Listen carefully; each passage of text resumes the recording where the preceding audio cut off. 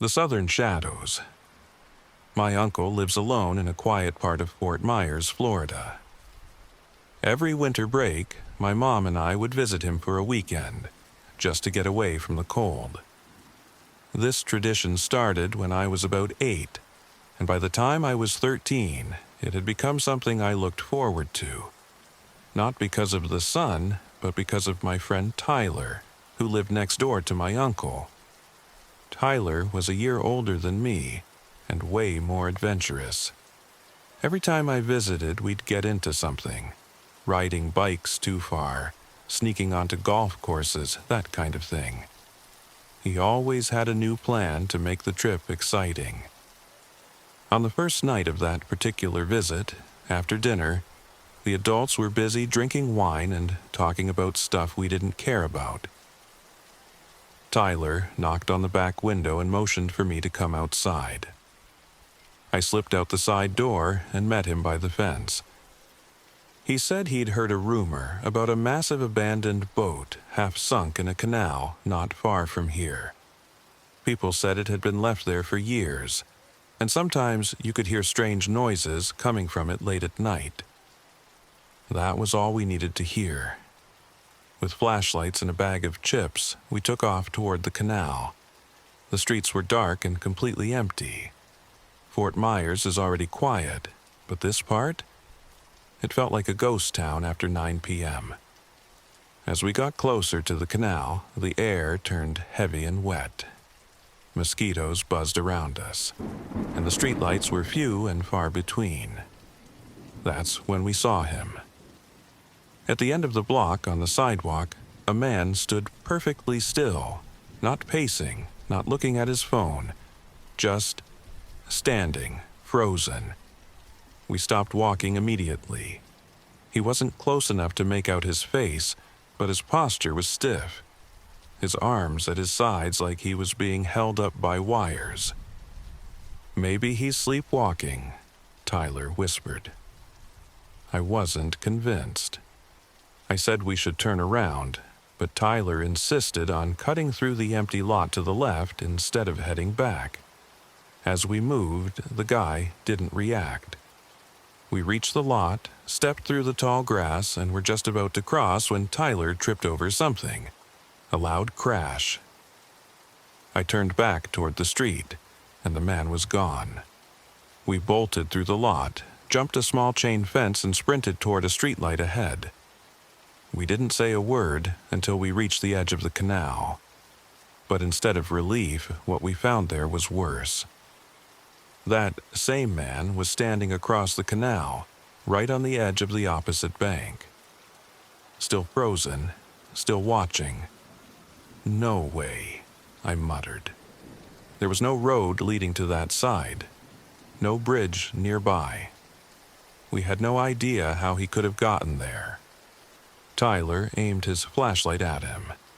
The man didn't flinch, didn't blink. Then he smiled. Slowly. No teeth, just lips curled tight. That's when we heard the splash behind us. We turned fast. Nothing was there, just ripples in the black water. When we looked back across the canal, the man was gone again. We ran faster than we ever had. Back through the lots, through people's yards, until we reached my uncle's house. We didn't speak to the adults. We just locked the door behind us and sat in the living room in silence. I didn't sleep that night, neither did Tyler. Here's the thing, though. The next morning, we went back. In the daylight, there was no boat, no sign of anyone. Just an old rusted sign near the canal's edge that read, "No trespassing. Property of Grayfin Shipping." We Googled it.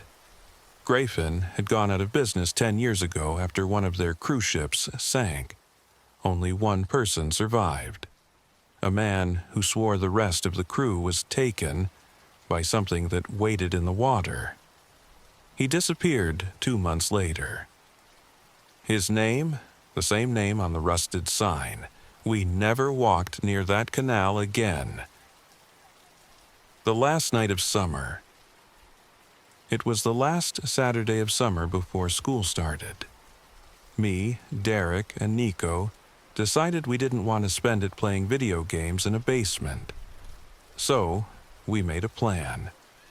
To sneak out around midnight, walk to the high school field, and just hang out under the stars like we used to.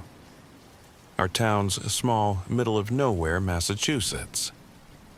By the time we hit the road, there wasn't a single car in sight. We walked in the middle of the street, laughing too loud, shoving each other like idiots, while the air smelled like wet leaves and gasoline. It took about 20 minutes to get there. We lay down in the middle of the turf, talked about everything and nothing. That hour felt like the last breath of freedom. But then we started heading back. When we reached the T intersection near Miller Road, we saw headlights. An old white brick sat at the stop sign. It didn't move. We kept walking. Derek made some joke about it being a grandma car. Then the engine roared, and the car peeled into a sharp U-turn right toward us. I yelled, "Run!" We scattered. Nico dove behind a dumpster. I ran toward the woods near the creek, and Derek jumped a neighbor's fence. I crouched low behind a fallen log. The car slowed. 2 doors opened. One guy stepped out with a metal pipe. The other held a flashlight. They were looking for us. I held my breath as they walked to the edge of the woods. "Come out, kids, we just want to talk," one of them said. They paced for a while, shining that light into the trees. Then, finally, one said, "Forget it, someone else will come by." They got back in, and the car rolled off. We waited a few more minutes before meeting back at Derek's. No one spoke much. It didn't feel like a cool story. It felt wrong. 2 days later, there was a report on the local Facebook group. A white brick had been stolen from the next town over. The suspects had broken into a gas station 30 minutes before we saw them. I still think about what they meant by, "Someone else will come by." Room 6. When I was 16, my cousin Liam dared me to sneak into the old Brookfield clinic. It had been abandoned since before I was born. We'd heard stories. Patients never checked out. Rooms that locked on their own. Shadows that moved without light. We got there just after 11. The place was fenced off, but Liam found a gap and we slipped in. Broken windows, ivy-covered brick, and that weird buzzing silence old buildings have. We stepped into the main hall and started exploring. Some rooms still had beds, some had overturned chairs. Most were just empty. But one door stood out, room 6. It was shut tight. Every other door was cracked or wide open. This one looked clean, new almost. We heard soft thumps from inside, not loud, just rhythmic. Liam whispered, "Someone's in there." I leaned down and peeked through a crack in the wood. Inside was a woman in a hospital gown, facing the wall. She wasn't moving. I pulled back and told Liam. He didn't believe me. So he looked too, and he too went pale. We started backing away, but then the door handle rattled. We ran, full sprint, through the hall, down the stairs, back through the gap in the fence. When we got back to the car, Liam didn't speak. Weeks later, we found an old article. The clinic had shut down after a nurse had a breakdown. Locked herself in room 6, wouldn't come out. They found her days later, not alive. Only, according to the article, they'd removed the door. But when we went back to show our friends, room 6 was gone.